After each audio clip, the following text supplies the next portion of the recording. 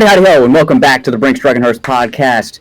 We are coming at you remotely. I am in Rhode Island. Mikey is in New York, but we're still giving you great content. Very strange right now. You are expected. It is very strange right now.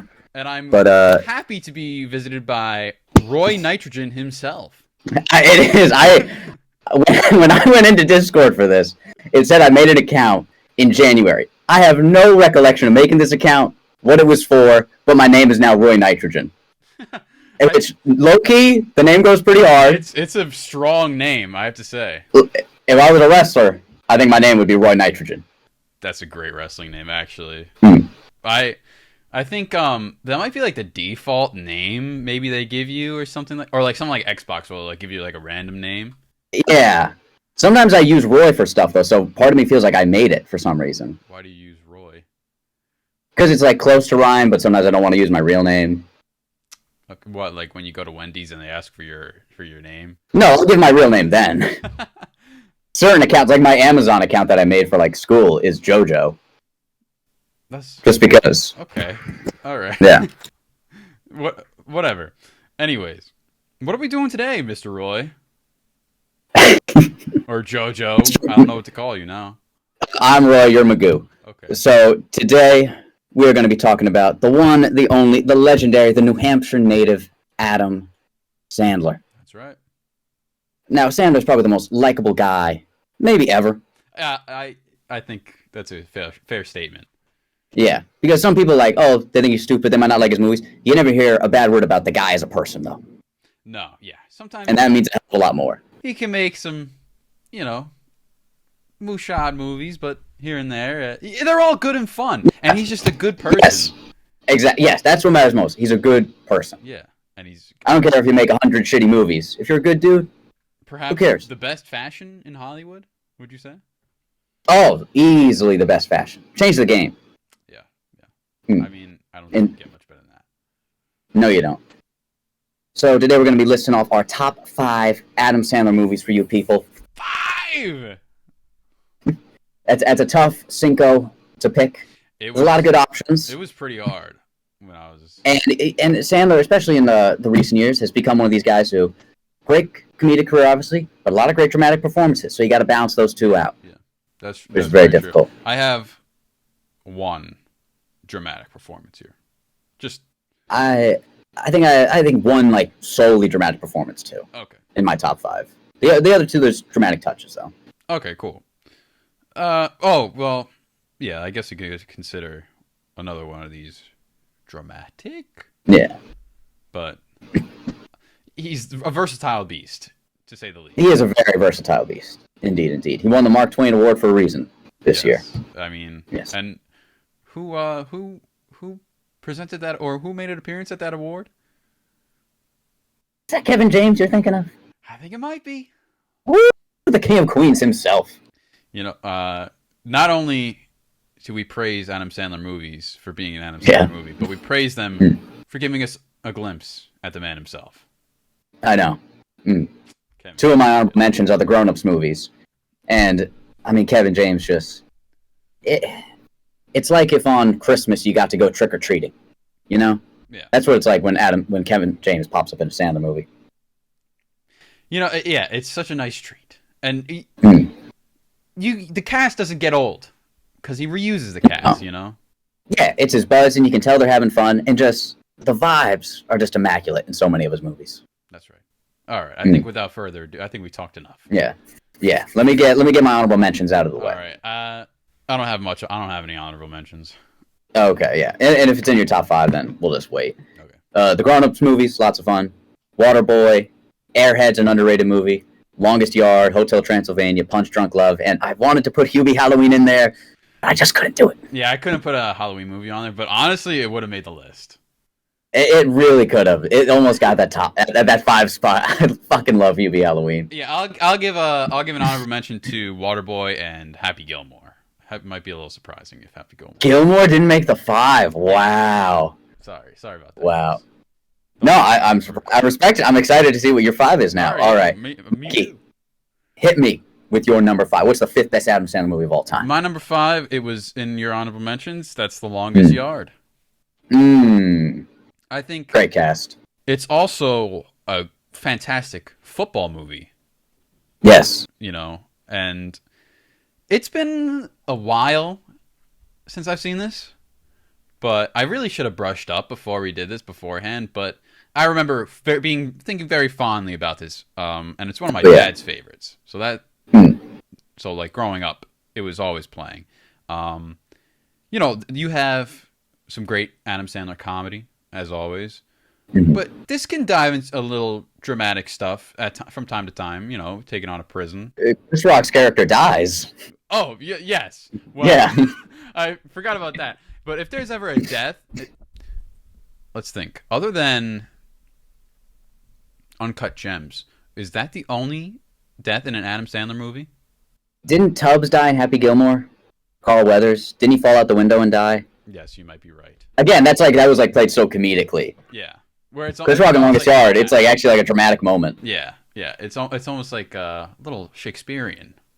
Yes. There's a lot of similarities between Shakespeare and Adam Yes. Oh, so many. And Longest Yard also great for wrestling fans. Because you got, let me think, the Stone Cold's in there, Great Khali is in there. I know there's a bunch more. I think Goldberg maybe. I can't remember who else. Let me look at it. Let me look it up real quick. But it's a good solid group, and that's the other thing with Sandler movies. You never know who's going to pop up. Yes, that's very true. I mean, and might I say, Shaquille O'Neal is riddled in all of this stuff, and we love to see Shaquille. Oh, love Shaq. Terry Crews. Fantastic. Goldberg is in it. Okay. Oh, Kevin Nash is in it. Kevin Nash. Khali. I didn't know Nelly's in it. I don't remember Nelly being in it. Joey Diaz. That's right. He's the big fat guy who can't do the laps. Yeah. Yeah. You know, but I think this is a good spot for me for number 5. Damn, I like that pick a lot. Is huge. Michael Irvin, an actual football player. Well, Terry Crews is also a football player, was he not?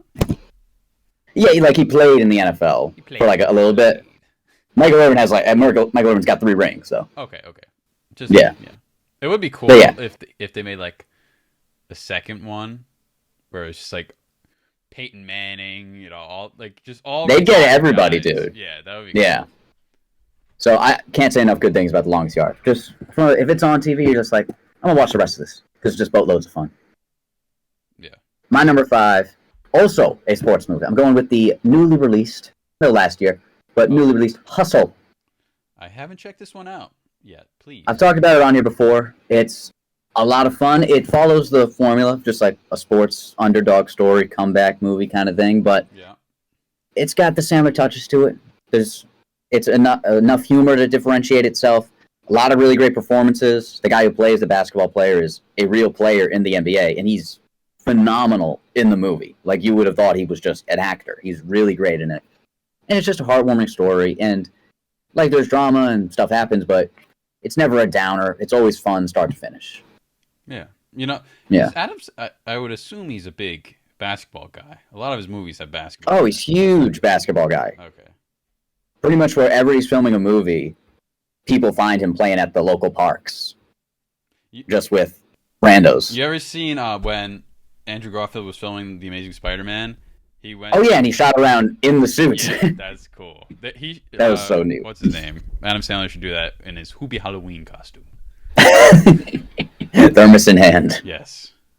Well, Hustle was something that actually I was pretty surprised about because I feel like a movie like that, it seemed like something that would flop to me.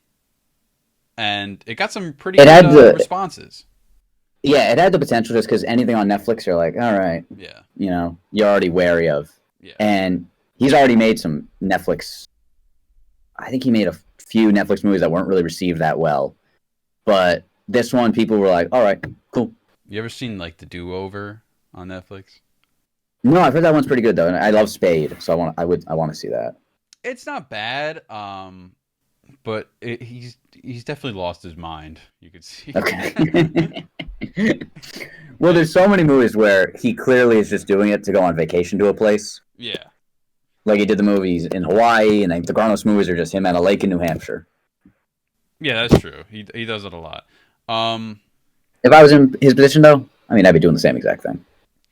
Here, so my number 4. Hit me with that foe. I got Billy Madison. Mmm. Does that make your It's list? on my it's on my list. So yeah, I won't say too much.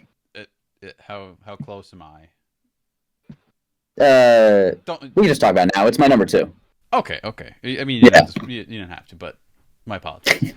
No, it's good. So, I mean, I think one of the things that draws me to Billy Madison is it's so ridiculous that it's just the premise is so ridiculous that it's just so good.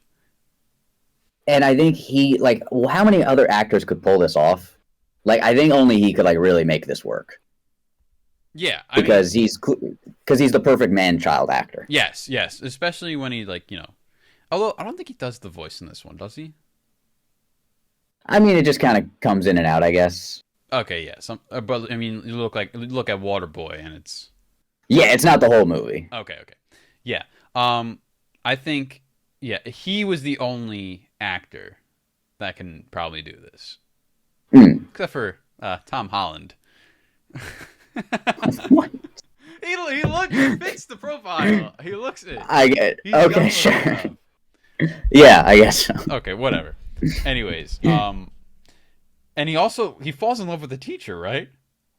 Yeah, Veronica Vaughn. Yeah, just so crazy enough that it's good. It's such a good movie, though. Yeah. Another one that I have And not seen in a long time. I haven't seen this one in a minute either. Yeah, but it's got Norm Macdonald in it. You got Chris Farley as the bus driver, Yeah. who's fantastic. And he stops him when he's going on the boat. That Veronica Vaughn is one hot piece of ace. That's a good impression. I think. And I mean, it's just good. Yeah, I mean, It's him in his prime. so I think after that was my 4th. My top 3, I'm pretty fresh on. My top 1, I watch it all the time. Okay. And the other top 2, I watch it more than most. So after this, I'm good. Okay. Okay. My number 4. I'm not sure if you've seen this movie. It's directed by Judd Apatow. Funny People. No. Okay, so it's Sandler plays almost kind of a parody of himself. Yeah. He's kind of this comedic actor who's got loads and loads of money, but then he gets like a cancer diagnosis, and he thinks he's gonna die. And Seth Rogen plays a friend in it, Jason Schwartzman in it, I think Aubrey Plaza, Leslie Mann. It's a really good cast. And the first hour and a half of this movie, I watched it and I was like, this might be 5 stars. It was a perfect combination of drama and comedy. Sandler, I thought, was probably this might actually still might be the best performance I've seen him put in. Okay. Because he's still it's a little more grounded, but there's so many great character moments in there. Is this And more dramatic or? I'd say it's more dramatic than comedy, but Okay. it's a fully comedic cast, a comedic director, so like it happens, but it's not in your face. Yeah. Yeah. And I will say one thing about it that prevents it, like I thought this was going to be like my number 1. Like I said, when I got an hour and a half into it, it's just too long. There's like an extra 45 minutes where like it's like the stuff's good, but it really takes it down a notch. Why? How long is it? Or is it just because the story drags a little bit?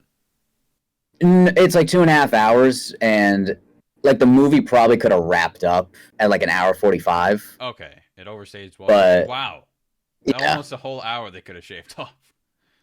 Yeah, but like I said, like the stuff after, like it's not a bad subplot. It's just it doesn't match the rest of the movie. Okay, I Yeah. gotcha. Maybe, But maybe that's the problem it with- takes a little turn at the end, like Yeah, kind of like Dark Knight and how he had to clean up with Two-Face. yeah, a little bit. Yeah, Okay, and that's the problem with all like Judd Apatow's movies. They're just all too long. But this movie, it's still great. Still highly, highly recommend. And it's a lot of good conversations about like, comedy and tragedy, how do comedians deal with their own issues, and lots of very interesting stuff. yeah. So that's my number 4. What do you got for your tray, Mikey? My number 3, I absolutely love this thing, and I totally forgot it even existed until we started this. list, even though I do watch this quite a bit. That's Big Daddy. I have never seen Big Daddy. Oh man, Big Daddy is so good. I know I gotta see it. It's so good. It's with him and I don't know if they use both of the Sprouse twins as the kid or one of them, but it's him and he. What's that? There's a Sprouse in it. A Sprouse. A Sprouse is around. A wee little Sprouse. A wee sprout of a Sprouse. So, yeah, I forget how he gets the kid, but his like friend, something like. Let me read it because it's like a complicated kind of thing. It is one I really want to see because I know it's one of like kind of his first more kind of family movies instead of just like a straight up raunchy comedy. Okay, I forget how he gets the kid. But it says a lazy law school grad adopts a kid to impress his girlfriend, but everything doesn't go as planned as he becomes the unlikely foster father. So it was like his friend's son that just showed up at his apartment for some reason. But it says he adopts the kid. Isn't that what it said in the description? Okay, no. Okay, this is what happens. I think his friend is like on like a trip, and he lives with Adam Sandler, and the kid comes looking for because I think his like mom sent him to the dad, and the dad wasn't there, so Adam Sandler's like, oh shit, I got this kid. But it's super heartfelt, super funny moments. It was a great chemistry between him and said Sprouse, whomever. Imagine if you're 5 years old and your parents go on a trip and they leave you with Adam Sandler. I mean, might be the greatest. I would love to come back. Yes. And also, I think Rob Schneider's in it, and I think this might be one of his best roles, I feel like. Schneider? Yeah, he's a very side character, but he's super funny in it. He plays it very well. Okay. Okay. It's a tearjerker. I mean, it's really like a battle for a child's custody, and he doesn't want the kid at first, and he starts to grow very fond of him. And I think he can spell out the rest, but this is where I could say this is borderline a dramatic performance. Okay. So I like Mrs. Doubtfire and I like the Santa Claus, so this will complete the trifecta of dads fighting for custody of children trilogy. Yes, that's very true. Yeah, which is a comedic trilogy somehow, some way. Yes, it's odd that this has happened 3 times already. All in like a very close period of time as well. But now we move on to my number 3. I got a little gift from 2019 called Uncut Gems. That's my number 2. Beautiful transition. Yes, sir. Now, what did you think the first time you saw Uncut Gems? Very stressful, but very masterful. Yes. I think it's shot so like strangely and like where like it's almost like they put a microphone at the center of the room every time they started recording, and they just told people to just talk. Yeah. Because it's just like all like chitter chatter, and it's like made to make the viewer almost feel like a little like claustrophobic, or it's sensory overload. Yeah, you know. And this was my first Sandler dramatic performance. Like I didn't really know he could pull this off so well, because when I heard of Uncut Gems, I was like, I figured it was a comedy, and then once I saw it, I was like, holy crap! Like, wow, he's got the chops. There is still some like funny moments in there, and it's like meant to be a little, I don't know, like it has a sense of humor about itself. Yeah, of course. It's not a downer of a movie, but like you said, it's a very anxious movie. Like if I was to rewatch it, I'd have to be like prepare myself. Right. Yeah. It's not like one you just throw on, or you start halfway through. Right. You know, what was I gonna say? And I think you don't know what's gonna happen for like the entire movie. Yeah, you don't. Like you have no idea where this thing's going at all. And of course, the ending is about as shocking as it gets.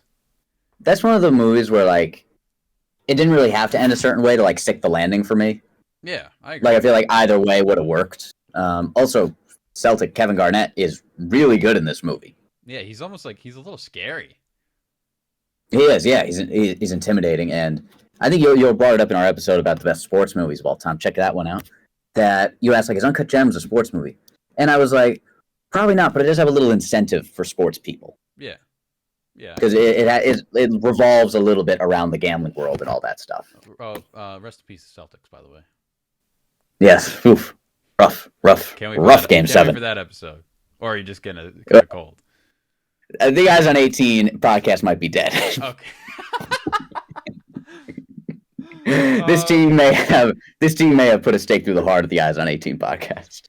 Okay. Oh, that's a shame. But also, but still, it's great seeing my Celtics in Uncut Gems, though. All right, nice. Also, soundtrack really good, or the score. I guess you would call it a score. Yeah, it was. There's both. Yeah. Yeah, it's almost like ethereal. I don't know how to say the word either. I think it's ethereal, maybe. Anyways. Okay. Yeah.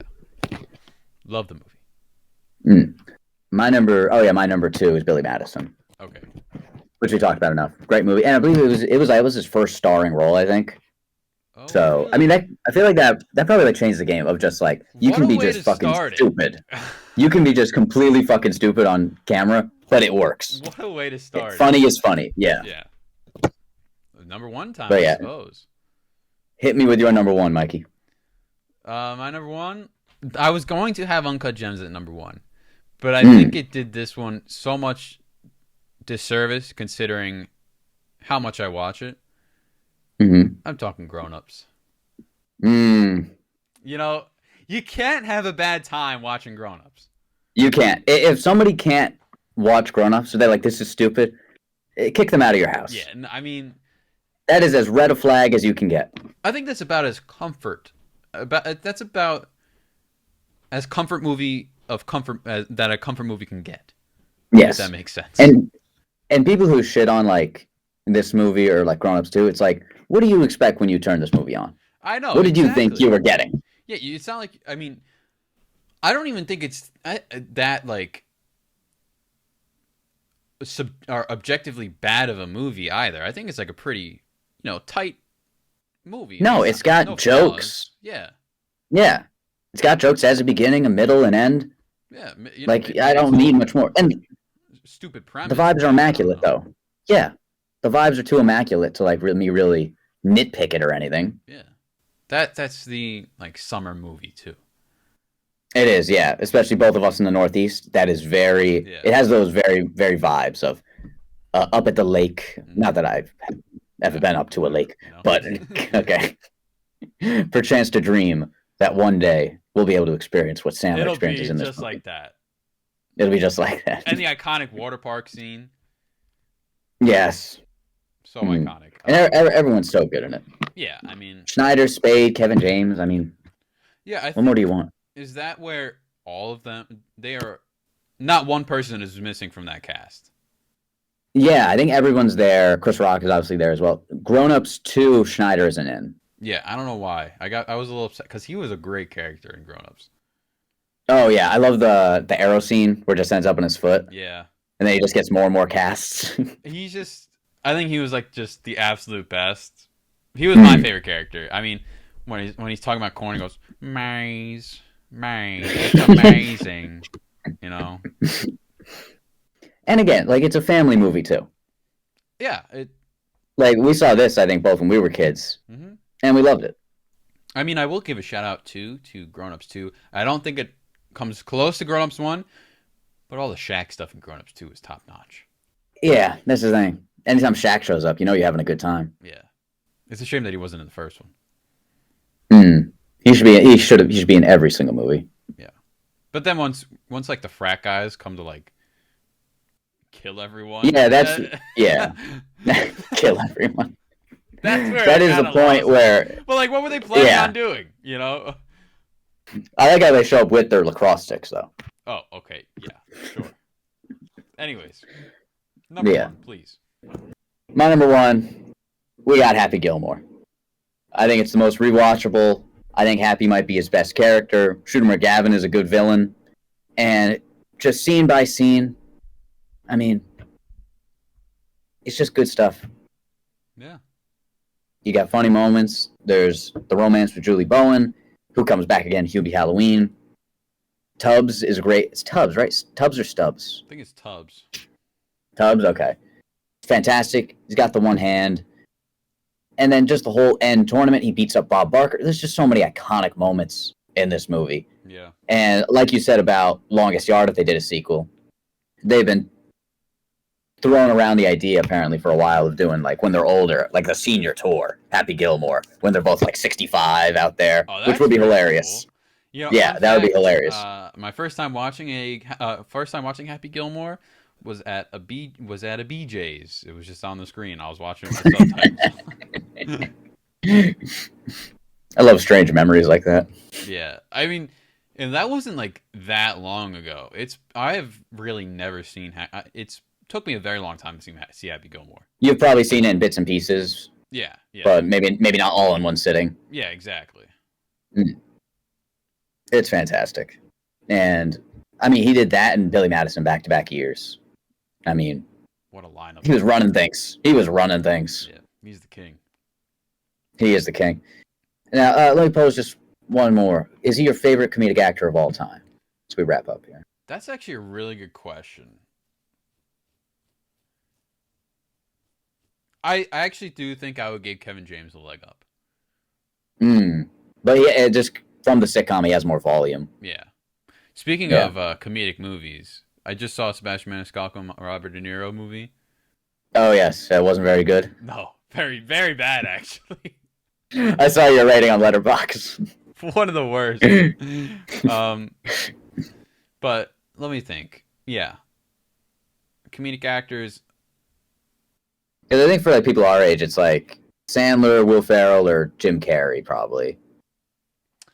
I think Jim Carrey's a little too niche of a comedy. He's he's very like that's fair. Face actor, and yeah, he definitely has his own genre. Yeah, even though I probably think he's the best actor because I think he's the best dramatic stuff. Yeah, I agree. But I think comedy wise, I would go Kevin James. I like that pick. Or maybe no. I was about to say Jerry Stiller. What are you about to say? Oh no. BT&H has unanimously decided that Jerry Stiller is the greatest comedic actor of all time. Yeah, maybe. Perhaps he is. There is not a line he has ever botched in his life. No, sir. So, Mikey, if Adam Sandler was here right now, what would you say to him? I would say, God bless. I would say thank you. If I could say one thing to him, I would say thank you. And you know what he would say back? What would he say? Oh yeah, oh yeah, yeah, oh yeah, yeah, oh you. That's what he would say back. Not what I was expecting. I thought he was gonna say thank you. To the BT&H. Oh, he probably would say that. You know, if one thing I would tell him, watch Brinx Truck Nerds. I don't think he has to tell the people that. No. That's like telling people to breathe. You know? Yeah. People are already doing it. I know, that's true. And with that, as you breathe, as you watch your BT&H, please come back next time. Thank you for watching, and we wish you a Heidi.